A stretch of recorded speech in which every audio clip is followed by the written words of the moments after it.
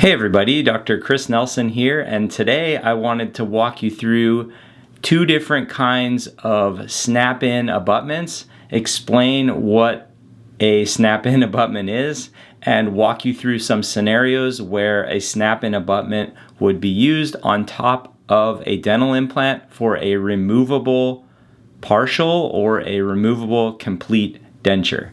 So let's get to it. So this particular style of abutment is something that goes on top of an implant. It's called a locator. Now, first of all, we should explain what is an abutment. If you end up needing dental implants to help retain a removable partial denture or a complete denture, the dental implant goes into the jawbone and then the abutment sits on top of that. So we're gonna look at this camera here and take a look at that. So if you take a look here, you'll see that we have a dental implant. Now obviously this isn't a real dental implant because it's huge. It could possibly be used on a horse or some other large animal, but this is just for demonstration purposes. So you can see we have a dental implant here, and then on top of that you can see this gold part. This gold part is the actual abutment, and that is in this case a locator abutment or a locator legacy abutment.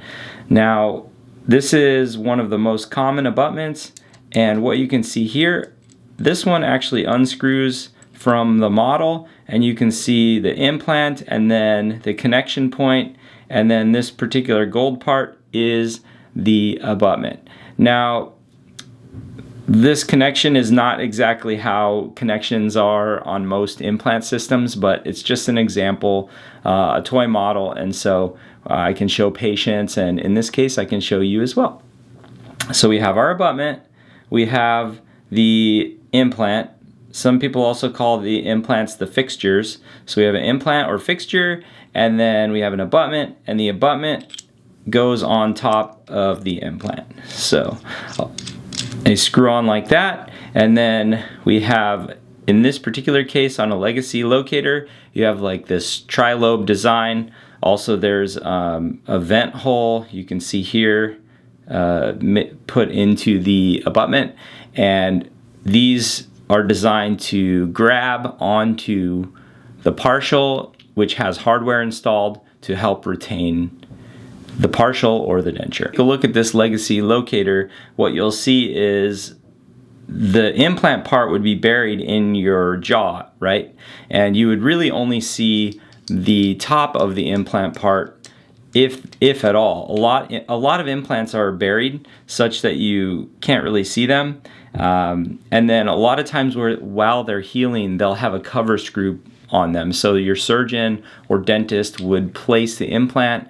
A lot of times they'll put a cover screw on it and let that heal for a couple months, 2 to 4 months, and then uncover the implant and go ahead and measure the height, the appropriate height locator, and then install that locator onto the implant. Now, the implant could be at different lengths, so the dentist is gonna uncover it and then measure the depth and then order the appropriate locator from their supply company in the appropriate height. So in this particular case, the locator was ordered for the appropriate height, and then it's going to be installed. Locator, when it's done, it should be sitting just about like that out of the gum tissue. It shouldn't be super duper tall. It also shouldn't be buried such that you can't get to it. So the dentist should order the right height. The other thing is patients have a responsibility to clean their implants even when they're healing, and if you don't clean your implant properly, you'll end up with having the gum swell around the implant. So your dentist could measure the depth and say, oh, it's 3 millimeters, and then you start cleaning it afterwards and your gums shrink, and then all of a sudden the locator is actually sticking up higher than it used to. Another scenario is is you can actually have bone loss on dental implants if there's bacteria. Both of them are similar. You want to keep your implants clean, you want to keep bacteria off of them, and if you don't, you'll initially have the gums swell, and then eventually the bacteria will take place and the bone will shrink and the gums will fall. Both of those scenarios are not good. So let's say you're taking care of your dental implant, you're cleaning it really well, and the locator is the proper height. So now we have your locator looking like this, and then we have the matter of installing the hardware into the prosthetic to allow for a connection. So this particular one, we have a connection here. Again, it's for this large implant, and what I'll do is I'll show you here. So this particular connection unit, you can see has some plastic material on the inside, and that goes on like so, snaps into place, and what you can see is this allows for some movement so that the implant, if it's not particularly straight in your jaw, this locator device allows for some movement so that the implant can do its job and the partial can be retained. Now, these devices, they are tissue supported, implant retained. So they really shouldn't actually be sitting on the implants. They should actually be sitting against the gum tissue, and then when a movement is happening, the implants are actually retaining the device, okay? So tissue supported, implant retained. And the more implants you have, the more retention you get from the locator. So typically we recommend doing the implants in pairs, so either 2, 4, or 6, okay? And a lot of times we do more on the top arch and less on the lower arch, typically because the bone on the maxillary is less dense, and so there's a higher failure rate on the upper implant sites than on the lower. These are generalizations. You should talk to your dentist and your surgeon about that, but a lot of times we're doing at a minimum 2 on the bottom and at a minimum 4 on the top, okay? Some other advantages to doing a locator style appliance is, at least on the top, a lot of times if you do 4 or 6 implants, you can remove the palate from the appliance so that it's more comfortable to wear, and you can enjoy having your palate uncovered.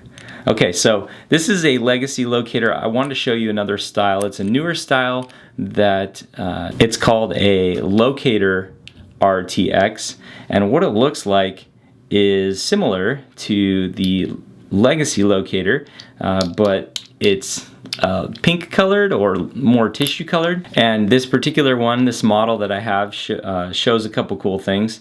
So it has a dual kind of retention device. The top of it looks a little bit different, but the capture system looks pretty similar. Has 3 rings on it instead of 2 for retaining into the appliance, and snaps on there nice. And then what you'll notice is it actually has more angle correction than the legacy one. We can have the implant be more off axis and still have good retention. So if all of the implants are very parallel and everything is super routine, a lot of times I'll go with the legacy locator, the gold one. And then if I have some implants that are off axis and I still want to stick with this same system, I'll do Locator RTx. They are not interchangeable, so if you have the gold abutment in your mouth and you want to use parts from this pink one, they don't work together very well. It'll snap in there, but it won't grab as well. So that's important. If you're on the dentist side, you need to make sure your staff knows that they're different. You also need to have separate boxes to store your inventory, and you need to make really good chart notes so that you know that the patient has RTX or legacy locators. We use both, as I mentioned, we use both we use both systems, so we have inventory for both.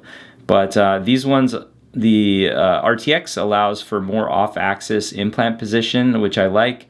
The RTX has a little bit, I think the service interval is a little bit better on the RTX. Like, our patients that have the legacy locators have to come in a little bit more frequently to have the plastic sleeves changed out. Typically, we recommend once every 6 months for changing the plastic sleeves on the inside of the prosthetic so that the denture is wearing properly. If you think about it, it's kind of like rotating your tires. You will have bad things happen if you never rotate your tires. So for our implant systems with snap-on dentures, we want to see that patient every 6 months to change the inserts and keep everything fresh and keep that appliance implant retained as well as it can be. And then the other part is the legacy system is compatible with Locator fixed. So that's a whole separate discussion on removable versus non-removable. But Locator fixed, if you have these gold abutments that are actual locators, if you wanted to, you could possibly transition to Locator fixed. But that, again, that is a separate discussion. Typically, I only recommend fixed appliances for patients that have very good oral hygiene, and it's a very small section of the population, even though we all want it to be a larger segment, because it sounds great to have things not removable, but what if you can't clean under it? That's a problem. So that's a separate discussion.